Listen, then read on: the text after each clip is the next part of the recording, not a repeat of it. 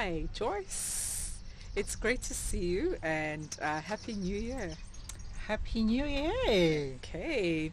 I don't want to be too professional and then go straight into the review, right? And I also just don't want to be so professional as to just go straight into the conversation. So the first thing that I just want to ask you is, how are you feeling? If you had to use the weather, right? Mm-hmm. So how would you say you're feeling? Just give us that feel for it. I mean, it's January. I mean, are we not in the first week? Are we already on the second week on 2026? Yeah, Just we in take us January. through that. Yeah. Yes. So it's been really stormy. I've been in a season of where it was raining and pouring and storms, but with a promise of sunshine. And I've decided to hold on to the promise. So it's a new year. New things are happening. It's getting better. And yes, the sun is shining, I isn't like it? that. It Yes. is, and even today, I think it also speaks to how you're actually feeling, just the weather on today. I remember because, of course, one of the people here has done a podcast with you before, and I love the fact that I actually get to be on the seat where I get to ask you questions, right? Yes. I feel very important. I actually, I'm I have the terrified urge. sitting You here. yeah, you should. That's how I felt at some point. I've always said that if I have an opportunity like this, I would always say this: all protocols observed. Oh, yes. So I've actually gotten to say that today.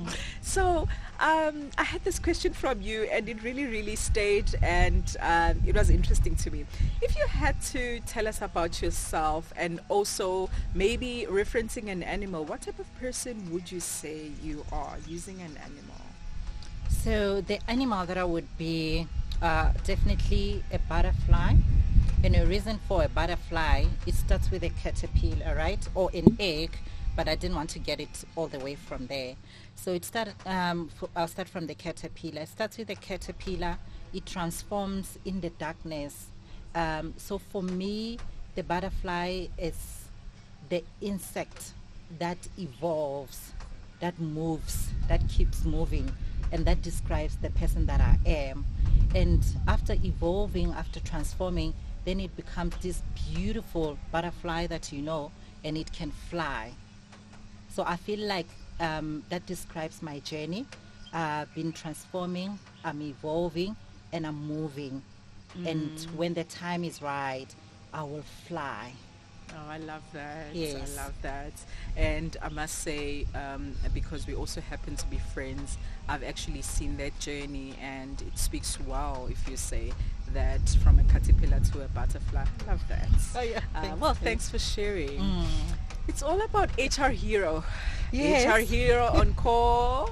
We've been hearing it from January 2025 right up until December 2025. Yes. So just, I guess, like a lot of people, including myself, we want to understand the birth, the genesis. Mm.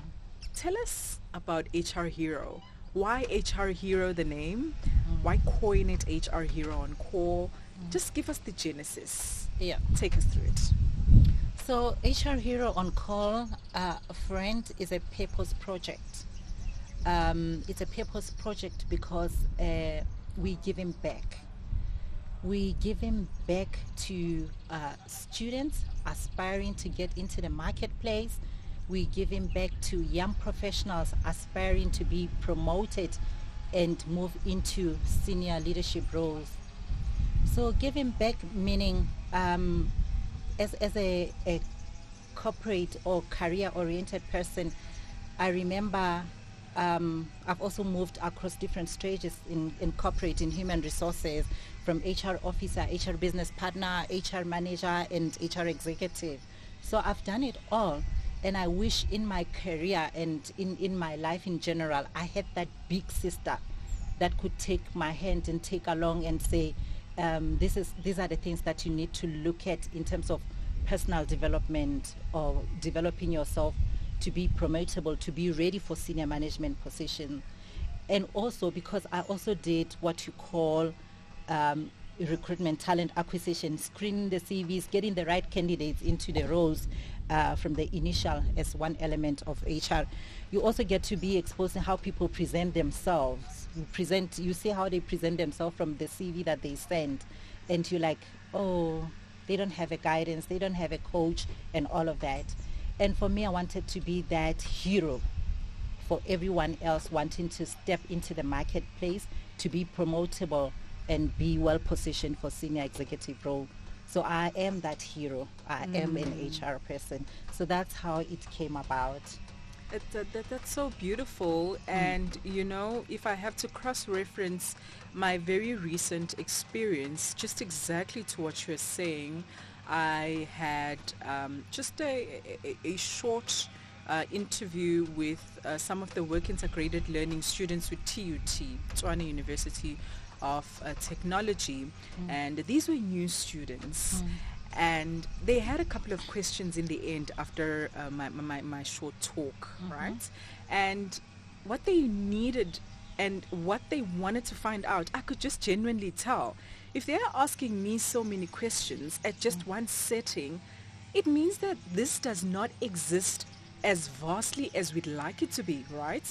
They wanted to know the insights about going into the industry. What are people looking for? Because I'm coming from HR and people, right? Yes. So they wanted to understand who do we need to be now in order for us to make it in the working of the corporate world.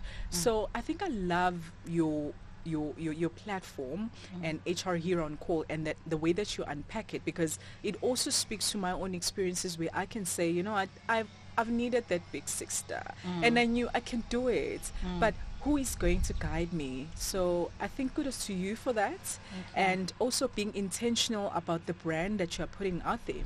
So now the platform podcasting, right?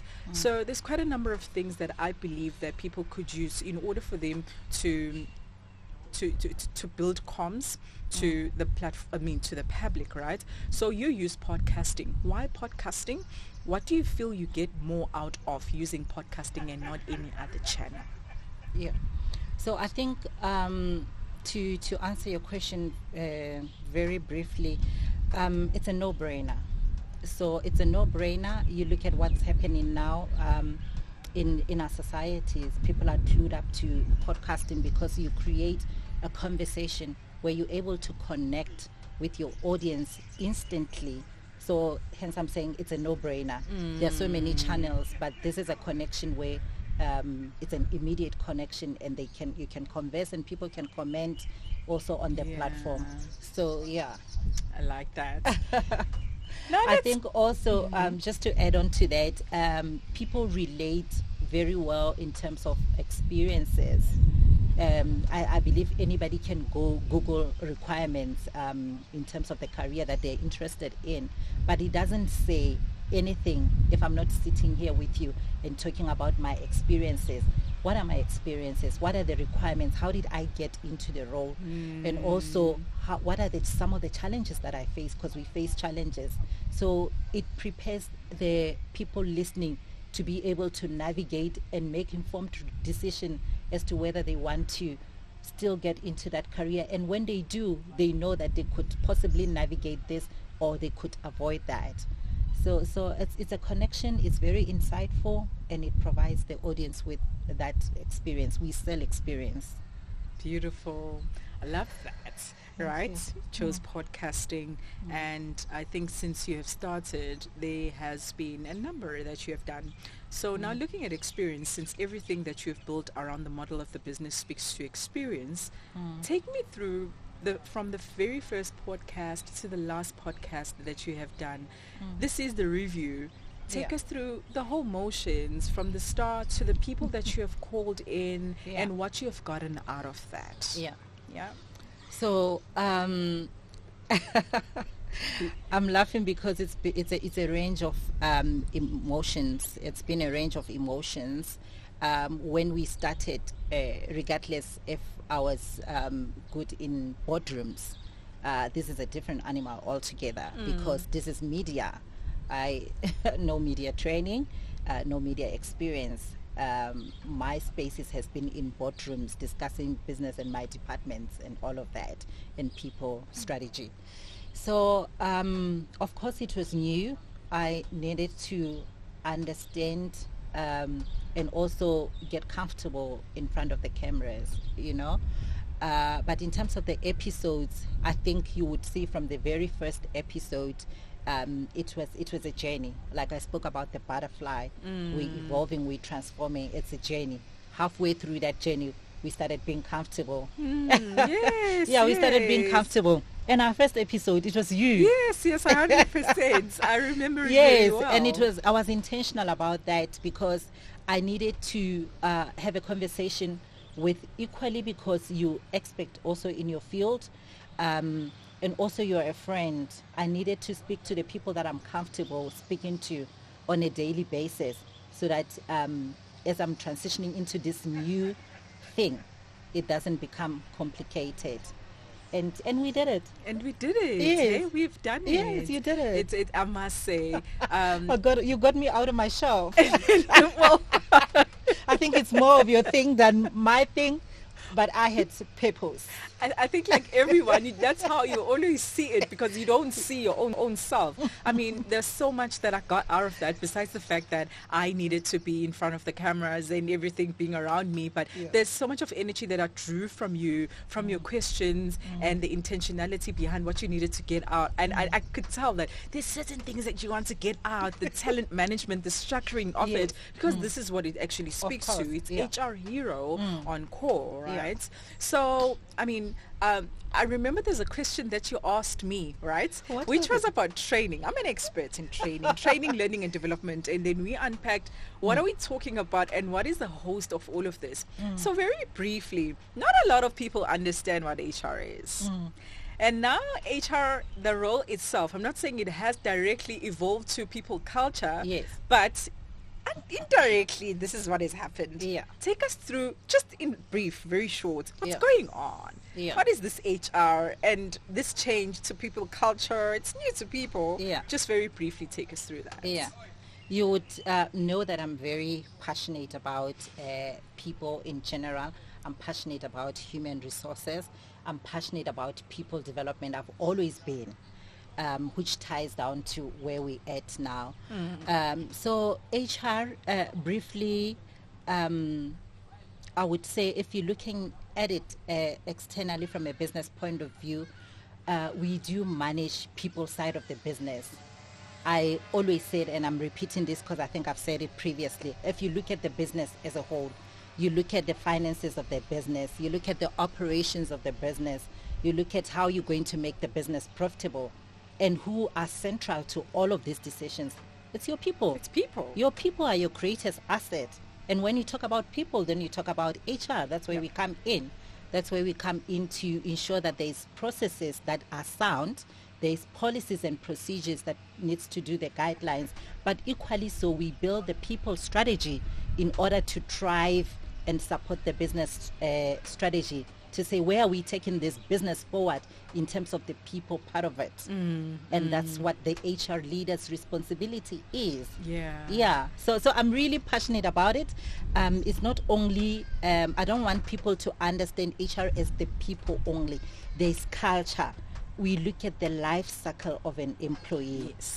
From when an employee starts in an organization, attracting quality, until they leave, of course. So you attract talent. What happens when you've attracted? You make sure that it's onboarded successfully, right? And you make sure that that talent performs optimally. And as the talent performs optimally, where there's gaps, you come in learning and development, training. And then you make sure that when they have performed and they're outperforming and there's potential, then you identify them as talent for senior executive roles. That's the process. Those that don't make it, then we also manage them out. But also there's another side of HR which is not so good that people know, the employee relations part. That if you're not performing, if you're not behaving properly in an organization, then we need to correct that behavior and discipline. And if you can't discipline, then we say bye-bye. it's part of the job. Yeah, yeah, Yeah. yeah. Mm. And I think just from that, the bidding the farewell, and what I've realized is that people feel like HR is punitive. But it's punitive. No. HR is the person who hires and fires in the end of the day. Mm. But I don't think they understand the depth of it, where you are the one that actually gets yourself out of the organization, if you think Yeah. about it. You're the one. You're the You one. have each and everything that Joyce has put together to guide you. This is what we're looking for. This is how you need to this is what we need out of you as an individual working with us, the brand. And therefore, these are the things that will get you out of the business, course. right? Of course. But and we also even have structures that help you to guide you into living up to that. Yeah. But I think people just see the cutthroat part of it. HR is beautiful nonetheless. That's the Yes, point that I yes. want to get at. And also to add on to what you're saying, especially for leaders, I think they need to view HR differently now as a really strategic partner. We run organizations. We're not just hiring and firing and doing the policies. We run organizations. And the reason why we say we run the organizations, the people side of the organizations, is because when the CEO wants to make a decision relating to what's going to affect the employees, who do they go to? They go to you. They can Yes. never make that decision without your input. So who's running 100%. behind? It's HR. Yeah. 100%. So we need to Crux of the now be business. on the driving seat and run businesses and run companies and run empires, because we are the Yes. Yes. The heart and the soul. The heart and the soul. There was once a time, I've once done people and personnel, and I needed to work on cases at Yes. some point in my life. That's when I decided, no, maybe training is for me. Yeah. It's because, I needed to say things like, this speaks to the heart of the employer, know? and therefore we are not able to keep you. You know? And those are the things I never wanted, because I knew I was for training, because I couldn't sleep at night if I had to Yeah. get rid of an employee, When it gets to that where you have to get rid of the employee and make a decision, we make the decisions. Hence I'm saying HR makes the toughest decisions. Yeah. And when things are not working out in an environment or in an organization, they blame who? HR, because you are the hero. In the end of the day, since you said this is unscripted, it's uncut. Yeah. You've done, oh my word, I'm not too sure if people know this about you, but I think you've lived in the book, right? Been studying all your life. Yeah, I mean, yeah. looking at your age and looking at what you have accomplished, you've done LLB, right?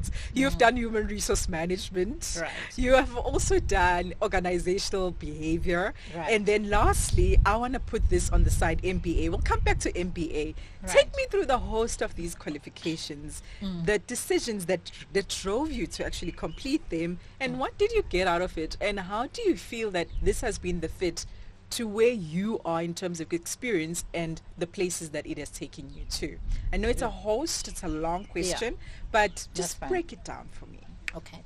So I got into years back, the year 2000, back in the Free State. I got into HR by chance. All right. So I've always wanted to be a lawyer prior to that. I've always wanted to study LLB and be a lawyer.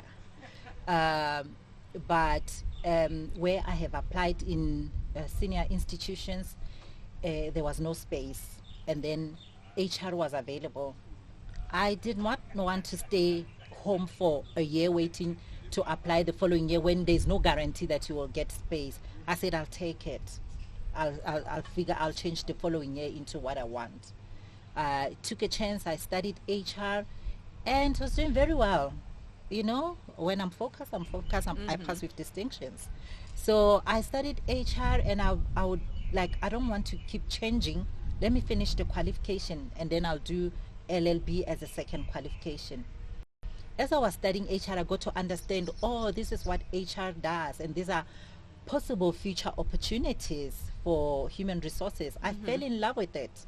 It aligned to my character and the person that I am.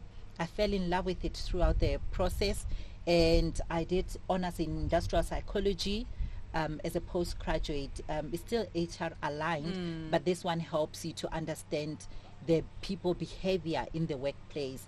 So it aligned very well because I was already working. So in understanding how you behave a certain way, why did you do this misconduct? So it differentiates me from anybody else because then I understand. I'm not a psychologist, but I understand why you behave in certain ways because I've been trained, right?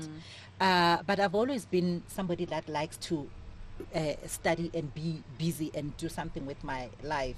And I've taken personal development very seriously from a young age. So it was never enough because remember, I wanted to be a lawyer. I haven't fulfilled that dream, not yet. And it was still bugging me. Then I studied LLB. 4 years. 4 years I studied LLB. When I finished, when I was supposed to go into practice, now it was a catch-22 situation because I'm working, I'm earning a salary, and I'm earning very well. Now I have to go get a stipend, 5,000 stipend. I couldn't make a decision like that. Then I was like, I'll hang on to it. When I retire, I'll go into practice. So that was the plan. But I realized that even in the current roles that I had, that came very handy because then I understand legislation framework. I understand the criminal law. I understand all these types of law, labor law, and all of that, and I could put it in practice and in my current role. And then in terms of MBA, which you want to speak about later, then it was okay. So I'm here now. I've got experience. I'm in leadership role. How do I switch it up a bit? Yeah. Remember, I said I would want to do that retirement. Then how do I switch it up a bit in understanding the business and strategies in its entirety? And then I decided to study MBA. And that's okay. Yeah, that's a different discussion altogether. It's a different ball game. Yes. So none of the qualifications went to waste. No. Actually, they are related. Interconnected, right? Yeah, that's the word. With so many people that has attained and achieved qualifications and they're almost at despair getting these qualifications, right? Some of them having mismatched jobs to the qualifications, right? I remember there was once a time where I was in a conference where I learned about how you need to get yourself out as a human being from who you are to have a conversation with yourself based on what you know. So this point that I'm making is that I want to go back to you. Take yourself out from what you know and what you've studied, and then tell a person that is out there about what is most important aside from these qualifications and these achievements in order for a person to be successful either in corporate, either in business, and in their social climate altogether. What is the most important thing that you have seen based on experience? You can even reference it to your own achievements as well, however you feel is necessary. But I just want you to take a person through the understanding of what is the building block of this success outside of you now attaining all of these qualifications that's important. Yeah. Thanks for that. So my experience, qualifications are important. They're very important because that's where you get an understanding, you get trained, you get insights into the area of expertise that you're under. So, but what's going to make you successful in corporate, in life in general, in business, is the relationships. Is the relationships that you build with the people that you work with, and it's the relationships that you build in business. It's the relationships that you build outside business. Look, you don't need to build relationships with everyone at work. No. You need to have strategic relationships that will make you promotable in the future. So ever heard of a sponsor and a mentor? Take me to the sponsor. Oh, I love that. Amanda, I'm not so sure if you follow Amanda Dambuza. Yes, I do. She had her very first podcast and she took us through these concepts of sponsorship, of a mentor. I've forgotten what the last one, but I want to hear it from you. Okay. So a mentor is someone that will guide you depending on a specific say you want to be promotable or you want to talk about personal development, then you would have a mentor that will guide you in terms of how you can go about and hold your hand, right? A coach. So coach would not necessarily make decisions for you, but will ask questions that you can reflect and be able to come up with decisions for yourself, right? So a sponsor is somebody that will say your name in places and rooms that you're not there, and that's how you accelerate your development and your growth. Yeah. I love that. I love that. And I think I'm a perfect example or of a person that has actually climbed the ladder quicker because of having good sponsorship. But where did it actually start? Yeah. From where you actually started as well. Relationships. You have to build intentional relationships, just exactly as you said. Correct. And some people might feel that, this is, I mean, maybe when you're unpacking it, a person might feel that, okay, this is actually transactional. That means I'm meeting someone so that I get something out of it. No. You have to have a certain perspective about it. What is it that I still need in order for me to grow? It's like a half full cup, right? Yeah. Right? You can't pour from it. So No. what do I need to pour in order for some people to actually gain from me? Yeah. And then the right people that are actually going to Yeah. give into that in order for you to build the fruit to that. Yeah. Now going into this, the big subject, MBA. Oh my That word. When I realized the quiet and the silence from you on socials, number one, you switched us all off. Yes. You changed your cell phone number. I apologize. Everyone that called me, I remember I got a call from Rapula. He's like, where is Joyce in this whole life? I checked on LinkedIn. Joyce has switched off. I know she was with Moja, but like, where's Joyce? And then someone eventually said, Joyce is busy with an MBA. I was like, oh, okay, now I get it, right? Take us through MBA. What is the experience like? Why would you tell a person who wants to go in? Please do not. don't sugarcoat it. Okay. Please don't. Yeah, you take in the good and the bad. Yeah. Right. So MBA, I think everybody should study MBA, to be honest. It exposes you. I mean, after doing an MBA, you can somewhere be a director, be a CEO, whoever. You're ready. You understand all the elements that makes the business successfully. You have built strategies, and this is not going into class and understanding and listening. You've got group sessions where you actually build business from scratch. You make this business profitable.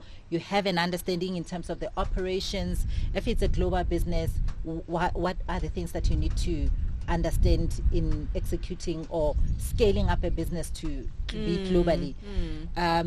You understand the business strategy and how to formulate what you need to take into consideration. Organizational behavior, it's a lot, right? But you having had your MBA, you can successfully run a business. The downside, you need time. You cannot do it without time. It's intense. And time, I mean, even going to the gym an hour, it's time that you should be utilizing. I gained a lot of weight after that because I had to prioritize. It's intense. You need time. You need to be mentally strong. Mentally strong, and I mean mentally strong, because you can easily break, and I'm being honest. You need to have a good family support structure. That's what will make you successful. A good family support structure for me, having kids, it meant that I need to be comfortable in missing play dates. I needed to be comfortable in missing school dramas, concerts, and all of those, and family outings, and be able to explain to my children that I still love you, and this is just for a period of time. That's well, I think thanks for being honest about, I think, the whole part to MBA and how people should actually compartmentalize if they're actually going into it. And with that, I think... And no mujolo. No mjolo. No right? mjolo. and I've heard They call it a divorce course. divorce course. Yeah, when we went to the class for the first time in our MBA class, the lecturer was like, this is, if you marry, this is a divorce course. Forget your husband after 2 years. I don't know how true that is, but I can know imagine it's called a divorce because course of the myself. intensity. Yes. Thank you for all of this. What can we look forward to, HR Hero on Call? What does the future look like? We in the new year. It's a new season. We're looking forward to a year of grace, double grace, more grace. We're looking forward to a year of unprecedented exploits, where things that you did not expect that are going to happen. We're going big, all right? Mm-hmm. We, in terms of HR Hero, now we're looking into different aspects that we're bringing. We've got Heroes Table Talk that's coming. That's where we'll meet the experts talking about different topics and ensuring that people understand whether it's recruitment performance, how you can behave, what organizations are looking for, those kind of things. We're looking at panel discussions. We go back later in the year. That's HR Hero podcast. So in terms of other aspects of the business, we have registered NPC. Okay. Yeah, NPC, it's a non-profit company. We still have to finalize their status, but HR Hero Foundation, Okay. it's existing. HR Hero Foundation, this is where we'll focus on disadvantaged high schools and universities, provide career coaching. Beautiful. Because that's where it starts. Okay. So all these things are aligned and linked to what we're driving in terms of the business. We're looking into scaling our business, Reapili PSP, HR consulting business, to get more clients, bigger clients. So Beautiful. this year we're looking for big things to happen. We've got an expectation. A big one. A Yes, big one. it's a big expectation. I mean, knowing who your father is, you Yeah. know that all things are possible and all Yeah. these things they come. Sky's the limit. Yes. Beautiful. So I guess to every viewer that is out there, we're a family. I happen to be part of the family of HR Hero on Of Call. course. Join us on socials. We are on Instagram. We are on Facebook. We are also on Spotify. And we're also on TikTok.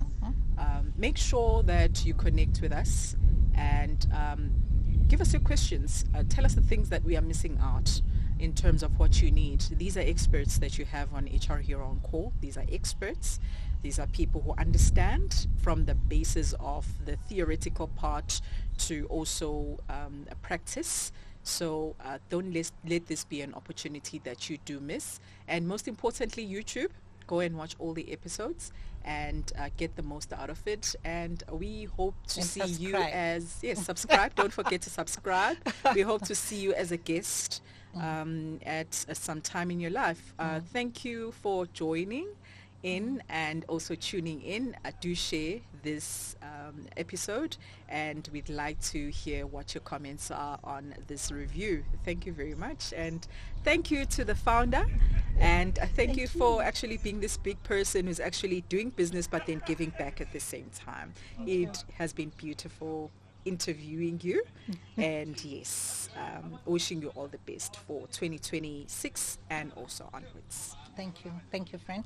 I really appreciate you. I appreciate you. Peace.